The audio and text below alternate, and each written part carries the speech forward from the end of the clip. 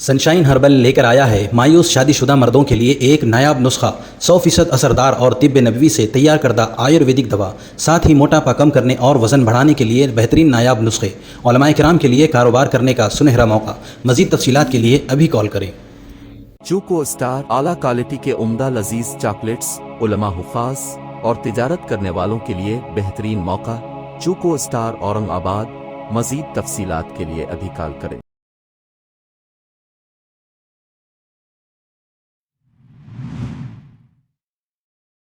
نحمده ونصلي على رسول الكريم أما بعد قال الله تعالى في القرآن الكريم أعوذ بالله من الشيطان الرجيم بسم الله الرحمن الرحيم ما كان محمد أبا أحد من رجالكم ولكن رسول الله وخاتم النبيين صدق الله العظيم۔ محترم اساتذہ کرام اور صدر جلسہ اور میری تعلیمی زندگی کے ہم سفر ساتھیوں، آج میری تقریر کا عنوان ہے عقیدہ ختم نبوت۔ اسلام کے اندر جس قدر عقائد ہے ان میں سے ایک عقیدہ یہ بھی ہے کہ رسول اللہ صلی اللہ علیہ وسلم خاتم الانبیاء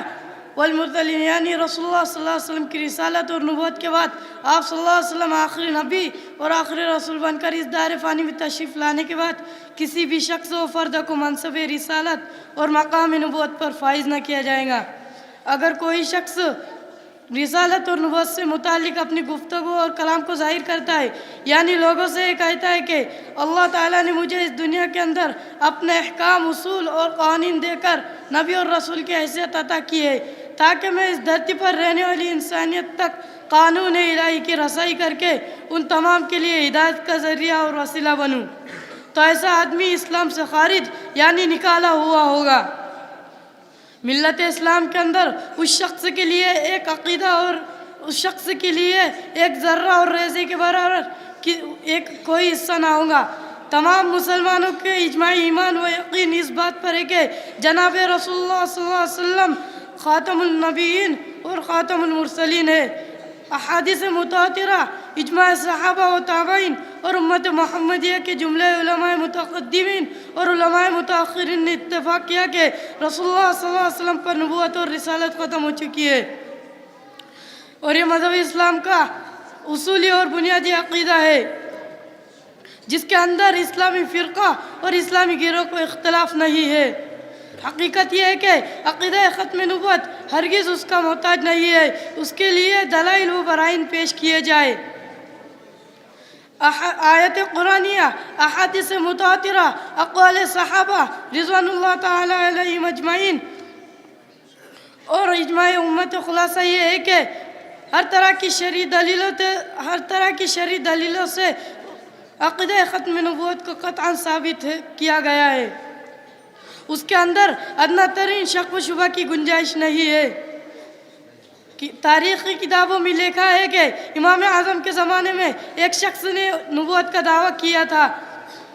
اور اس نے اپنی نبوت پر دلائل پیش کرنے کے لیے مہلت مانگی، تو امام اعظم رحمہ اللہ نے فتویٰ دیا جو بھی شخص اس کی نبوت پر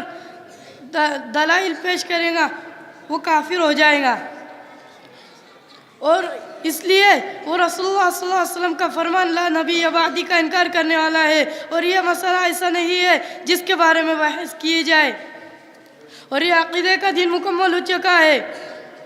رسول اللہ صلی اللہ علیہ وسلم خداوند قدوس کے آخری پیغمبر اور خاتم النبیین ہے، اور یہ مذہب اسلام خدا کا آخری پیغام اور زندگی کا مکمل نظام ہے۔ ایک انعام خداوندی قدوس، ایک انعام خداوندی اور محبت الہی تھا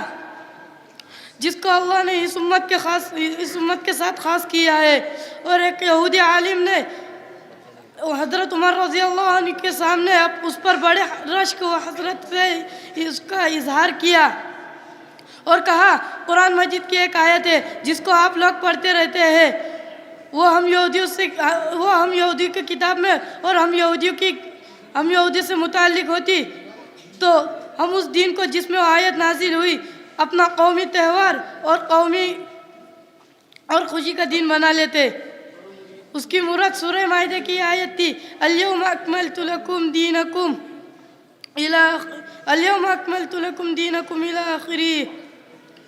اللہ نے فرمایا آج میں نے تمہارے لیے تمہارے دین کو مکمل کیا اور میں نے پوری کر دی تمہارے لیے تمہارے اوپر اپنی نعمت کو اور میں نے پورا کیا تمہارے اوپر اسلامی دین کو۔ اس آیت کے اندر ختم نبوت اور تکمیل نعمت کا اظہار کیا گیا تھا۔ وآخر الدعوانا ان الحمدللہ۔